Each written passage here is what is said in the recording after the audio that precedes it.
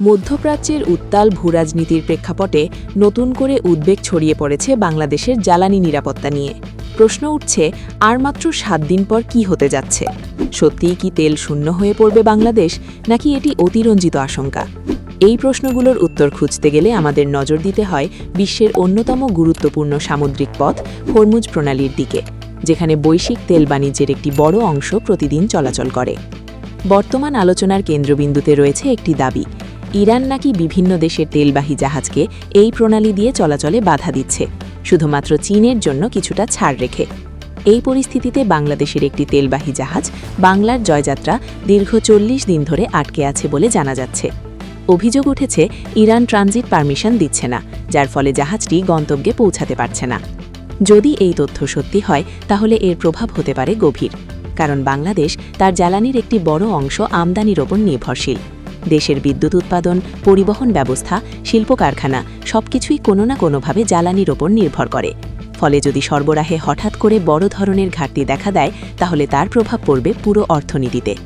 তবে এখানে একটি গুরুত্বপূর্ণ বিষয় মনে রাখা প্রয়োজন। বাংলাদেশ সাধারণত একাধিক উৎস থেকে তেল আমদানি করে এবং কৌশলগতভাবে কিছু মজুতও সংরক্ষণ করে। মাত্র 7 দিনের মজুত কথাটি কতটা সঠিক তা নির্ভর করে বিভিন্ন ফ্যাক্টরের ওপর, যেমন প্রতিদিনের ব্যবহার, বিকল্প সরবরাহ ব্যবস্থা এবং সরকারের জরুরি পরিকল্পনা। রাজনৈতিক বিশ্লেষণে বলা হচ্ছে, যদি সত্যি ইরান বাংলাদেশের ওপর অসন্তুষ্ট হয়ে থাকে, তাহলে সেটি কূটনৈতিক সম্পর্কের একটি জটিল পরিস্থিতির ইঙ্গিত দেয়। আন্তর্জাতিক সম্পর্ক কখনোই সরল সমীকরণে চলে না।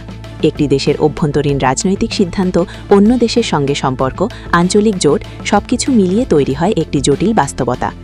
বাংলাদেশের ক্ষেত্রে মধ্যপ্রাচ্যের দেশগুলোর সঙ্গে সম্পর্ক অত্যন্ত গুরুত্বপূর্ণ, বিশেষ করে জ্বালানি, প্রবাসী আয় এবং বাণিজ্যের কারণে। তাই কোনো ধরনের কূটনৈতিক টানাপোড়েন হলে তা দ্রুত সমাধান করা জরুরি হয়ে পড়ে। যদি ইরান সত্যিই কোনো কারণে ট্রানজিট অনুমতি বন্ধ করে থাকে, তাহলে সেটি সমাধানে কূটনৈতিক উদ্যোগ নেওয়া হবে, এটাই স্বাভাবিক প্রত্যাশা। বাংলার জয়যাত্রা জাহাজটির বিষয়টি যদি সত্যি হয়, তাহলে সেটি শুধু একটি জাহাজ আটকে থাকার ঘটনা নয়, বরং এটি একটি বড় সংকেত, যা দেখায় যে বৈশ্বিক বাণিজ্য কতটা ভঙ্গুর হতে পারে। একটি প্রণালী, একটি অনুমতি, একটি রাজনৈতিক সিদ্ধান্ত সবকিছু মিলিয়ে একটি দেশের জ্বালানি সরবরাহে বড় ধরনের প্রভাব ফেলতে পারে। তবে এই ধরনের পরিস্থিতিতে সাধারণত সরকারগুলো বিকল্প ব্যবস্থা গ্রহণ করে থাকে, যেমন অন্য রুট ব্যবহার করা, অন্য দেশ থেকে তেল আমদানি করা, অথবা বিদ্যমান মজুদ ব্যবস্থা আরও দক্ষভাবে পরিচালনা করা। তাই দেশ পুরোপুরি অচল হয়ে যাবে এমন ধারণা কিছুটা আতঙ্ক তৈরি করলেও বাস্তবে পরিস্থিতি এতটা দ্রুত চরমে পৌঁছায় না। তবুও উদ্বেগ একেবারেই উড়িয়ে দেওয়া যায় না, কারণ জ্বালানি সংকটের প্রভাব খুব দ্রুত মানুষের দৈনন্দিন জীবনে এসে পড়ে। পরিবহন খরচ বাড়ে, পণ্যের দাম বাড়ে, বিদ্যুৎ সংকট দেখা দেয়, শিল্প উৎপাদন ব্যাহত হয়। তাই এই ধরনের খবর মানুষের মধ্যে স্বাভাবিকভাবেই উদ্বেগ তৈরি করে। এখানে আরেকটি গুরুত্বপূর্ণ দিক হল তথ্যের নির্ভরযোগ্যতা। বর্তমান ডিজিটাল যুগে অনেক সময় যাচাই বাছাই ছাড়া বিভিন্ন তথ্য ছড়িয়ে পড়ে, যা আতঙ্ক বাড়াতে পারে। তাই যে কোনো বড় ধরনের দাবি, যেমন 7 দিনের মধ্যে তেল শেষ হয়ে যাবে, এ ধরনের তথ্য যাচাই করা অত্যন্ত জরুরি। বিশ্লেষকরা বলছেন, যদি সত্যিই পরিস্থিতি এতটা গুরুতর হয়, তাহলে সরকার ইতোমধ্যে জরুরি ব্যবস্থা গ্রহণ করত এবং আনুষ্ঠানিকভাবে জনগণকে জানাত। কারণ জ্বালানি সংকট কোনো ছোট বিষয় নয়, এটি সরাসরি জাতীয় নিরাপত্তা ও অর্থনীতির সঙ্গে জড়িত। অন্যদিকে বৈশ্বিক প্রেক্ষাপটেও হরমুজ প্রণালীর গুরুত্ব অপরিসীম। বিশ্বের প্রায় 20% তেল এই পথ দিয়ে পরিবাহিত হয়। তাই এখানে কোনো ধরনের উত্তেজনা বা বাধা সৃষ্টি হলে তা শুধু একটি দেশের নয়, বরং পুরো বিশ্বের ওপর প্রভাব ফেলে।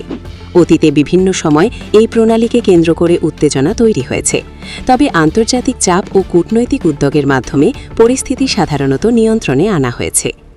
বাংলাদেশের ক্ষেত্রেও আশা করা যায়, যদি কোনো সমস্যা তৈরি হয়ে থাকে, তাহলে তা দ্রুত সমাধানের পথে এগোবে।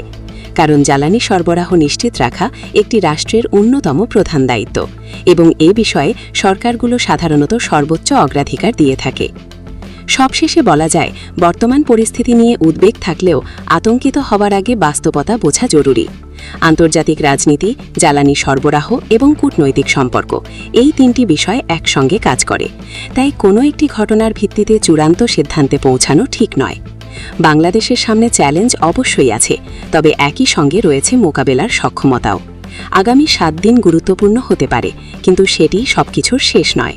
বরং এটি হতে পারে একটি পরীক্ষার সময়, যেখানে দেখা যাবে একটি দেশ কতটা প্রস্তুত তার জ্বালানি নিরাপত্তা এবং কূটনৈতিক দক্ষতা দিয়ে এই ধরনের সংকট মোকাবেলা করতে পারে।